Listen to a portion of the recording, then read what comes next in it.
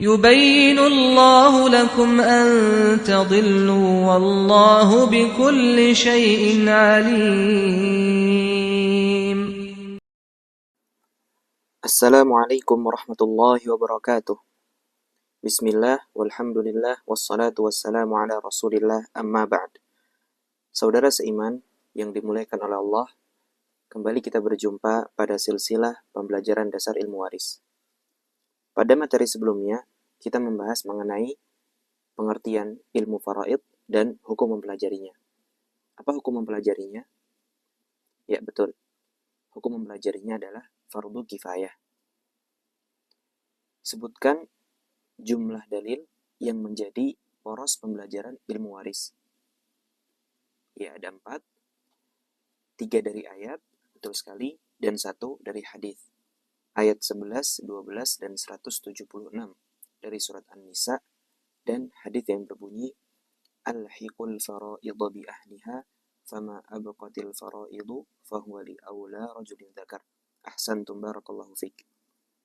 Pada pertemuan kali ini, insya Allah kita akan membahas tentang sebab-sebab warisan. Apa yang dimaksud dengan sebab-sebab warisan?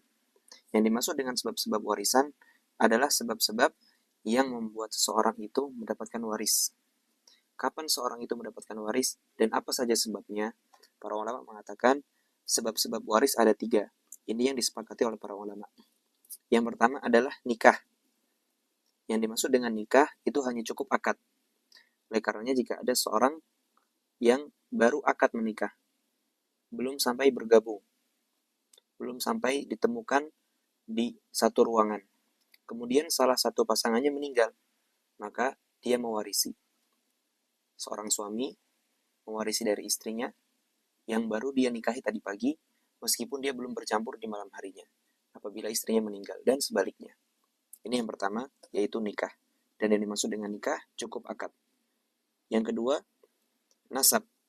Yang dimaksud dengan nasab adalah kekerabatan. Dan sebab kedua ini merupakan sebab waris paling banyak. Kalau kita membahas tentang sebab pertama, yaitu menikah, hanya ada suami dan istri. Namun nasab ada ayah misalnya, ibu misalnya, kakek, nenek, kemudian anak, cucu, saudara, paman, keponakan, itu semua bersumber dari sebab kedua, yaitu nasab. Yang ketiga adalah wala. Apa itu wala? Wala adalah hak mewarisi dengan cara taksib. Nanti kita akan bahas apa yang dimaksud dengan cara taksib kepada majikan yang membebaskannya. Contoh, seorang yang bernama Budi membebaskan budaknya yang bernama Agus. Maka ketika Agus meninggal dan dia tidak memiliki ahli waris manapun, hartanya diberikan kepada Budi.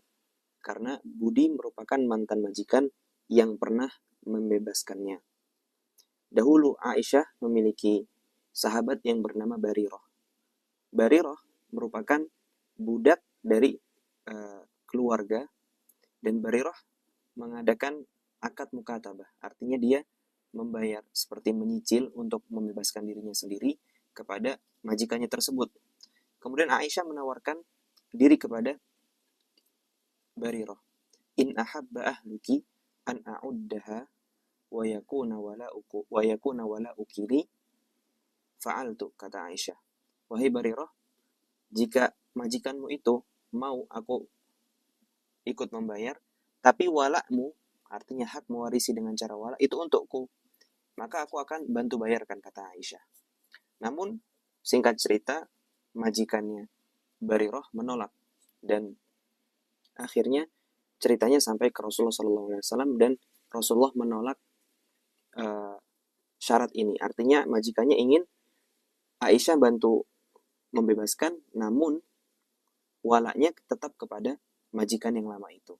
Maka Rasulullah SAW pun mengatakan kepada Aisyah, khudhiha washtariti lahumul wala fa innamal wala'u liman a'taq. Ambil aja Barirah buat bantu bebaskan dan syaratkan walaknya. Fa innamal wala'u liman a'taq. Hak wala itu bagi yang membebaskan. Kalau yang enggak ikut membebaskan, tidak.